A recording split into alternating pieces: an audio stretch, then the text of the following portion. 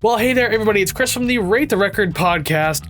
I certainly need a beard trim and a haircut, but first I have to do the NMR. A bunch of new songs have come out. It's time for me to review them. I've chosen 4 of them. I've got some opinions on them. I want to hear your opinions as well. So I think we could probably just jump right into it, I guess. But first, I have to tell you, I have to step over here to remind you that if you like what you see and or hear today, make sure you do one of the following to help the show: like, subscribe, rate, share, comment, and follow. 6 quick, free, and easy things you can do. One of them, a bunch of them, all of them really does help. Thank you very much. Now, without further ado, let's begin. So first up on the list today, we have the band AFI, who have made a comeback, and they have a brand new song out now called Behind the Clock.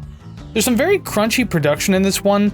It feels kind of blown out a little bit, but it doesn't sound completely awful. And definitely has this feeling of Bauhaus or a goth rock style vibe with its approach. There's some good expansive guitars in this one too, doing a really good job of just filling out the sound. Some of it is done through riffs, and some of it's done through these kind of atmospheric background noises and riffs that just do a good job of adding that texture. It feels pretty grand in its presentation, I can say that much, but it feels like it mostly rides the same intensity and waves throughout the entire song. You're not getting any hills and valleys. It's one straight ride all the way through. And overall, I can say I actually thought the song was pretty cool. I'm not absolutely floored by it, but I will say that I was pleasantly surprised. Never really a huge AFI fan or anything like that, but I did like this song, so hey, you know what? Good on him. Next up on the list, we have Hayley Williams from the band Paramore. Of course, she's doing her own solo thing. And just recently, she released an entire album's worth of singles, just singles, one after the other, all at the beginning of August. And the one I chose today was the one that actually appeared on the latest release part of Spotify. So if that changed by the time you see this, sorry, but the song is called Disappearing Man. A very contemporary pop number that we have on our hands here with this one. Super clean and solid productions across the entire thing, and very well performed vocal and harmonies everywhere. There are quite a few layers to actually dig through as you're listening to this song. I guess it gives it a little more of that listenability. And with that, everything just sounds so rich, but yet so soft too, so there's definitely a lot to pull from. I feel like Hayley's vocals and her harmonies are probably the most absolute standout thing about this track, because besides that, everything else seems like it's a pretty tame, run-of-the-mill, acoustic, soft pop type of vibe. So if that's the type of thing that you're into, you're probably gonna like this. If not, well, Hayley's vocals are there. And overall, I'll say it's a pleasant track. I didn't mind it per se. I can't really personally pull a lot from it. It's not super 100% for me, but it is indeed pleasant. Third up on the list today, we have the band Idols, who did a brand new song for a movie. I believe that's yet to be released at the point of this video coming out. It's a movie called Caught Stealing, and the song that they're doing is called Rabbit Run. Really cool instrumentation in this one, I really like it. Fun little drum groove just kind of driving the entire track along, and then Joe's mostly softly sung vocals actually work super well here. Feels a little off-putting at times, but I think that's kind of more of the charm of the track. The bass is pretty simple all the way through the song. It's just a single note plucked bass as we go. But then occasionally at the end of certain bars, it does this fun little bass run I think is a nice touch to add, so it makes it feel a little more lively. The chorus is nice and crunchy, which I think is actually pretty great. I love the aggression in the instrumentation and in Joe's vocal presentation as well, because it just gets far more intense as the song goes on, so it's something to really pull from and enjoy. And overall, I could definitely say that this one is a very fun track. I had a lot of good times with it. It's dancey, it's crunchy, punchy. It's literally just Idols doing what they do best. So if you like Idols already, check this out. You're probably gonna like it.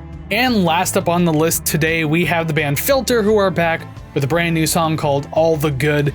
And there's some pretty intense degenting in this song, if you know what the hell that is. I wouldn't have anticipated this in a Filter track at all. Now, to be fair, maybe my head's just stuck in the 90s and what they did back then, but I just was not anticipating degent style to be in a Filter track. I like the sparkly little synths that you can hear in the second verse as well. I think that adds a nice little taste and texture to the entire song to kind of make it feel a little different, a little more lively, a little more exciting. I thought it sounded really nice too, just perfectly mixed in, so just points for that too. I think the chorus actually kind of kills this for me a little bit though. It does feel pretty big, but it feels incredibly different from the actual verses, because with the verses, you get these intense, low, crunchy guitar, degenting guitars and everything like that. Then it just starts to feel like a more expansive rock track in the chorus itself. It kind of feels like two ideas that didn't combine all that well together. despite the fact that they actually sound good on their own, but just because they don't sound well mashed together for this song, it kind of ruins it a bit for me, but at the same time, both parts again did sound good. Overall, I'll still say that it is a decent track. I had fun with it for sure, don't get me wrong. A lot of it took me by surprise, especially the degenting part, so you know what? I would say give it a try. It might pique your interest a little bit and catch you off guard like it did for me. And that's all I have for the new music review this week, so thank you very much for joining me, hanging out, and listening to these songs. And if you did indeed listen to these songs, do me a favor, down in the comments below, make sure that you tell me what you thought about these songs. Did you like them? Did you hate them? Do you agree or disagree with me? What other new songs have you been listening to lately? All that more, let me know down in the comments. Super curious to know, and I do mean that. I promise I do. I'd love to hear your opinions about these things. And you can also share your opinions over at ratetherecord.ca. That is ratetherecord.ca, where you'll find all the streaming links, all the social media links, the RTR album chart for the podcast, and of course the RTR Club that's eventually going to change over. It's not going to be the RTR Club anymore, but it's going to be a financial way that you can still support the show. Not like a monthly membership, just kind of like a one-off donation thing. I'm still going to call it the RTR Club for now, so you can check that out over at ratetherecord.ca. Not much in the way of channel news to share with you, but I can tell you that after this video comes out, next week, after this video comes out, the podcast will be back. I'm excited to finally be doing this again. It's been a little while, and I know the 4th anniversary is approaching, so I gotta get it ready to do that Pearl Jam album as well. But in the meantime, the episode back is going to be taking a look at the band Ministry and their 1988 album, The Land of Ripened Honey. I'm looking forward to digging into Ministry. It's a band I've been getting into a lot over the last few years for sure. So to finally bring their discography onto the show, I think it's going to be great. And we're going to be starting with that one. I know it's a fan favorite. It was a big change in the band's sound, so let's see what I think about it come the time it releases. It might not be out Monday. I know podcasts usually come out Monday, but at the same time, it could be out Tuesday or Wednesday, just whenever I have it done. I'm going to be recording it tomorrow, so by all means, I am super excited to finally have the podcast back, and I hope that you'll be there to join me as well. And that's all the time I have. That's everything I have to say. So one more time, thank you very much for joining me. Until I see you again, go listen to even more awesome brand new music. Take care, friends.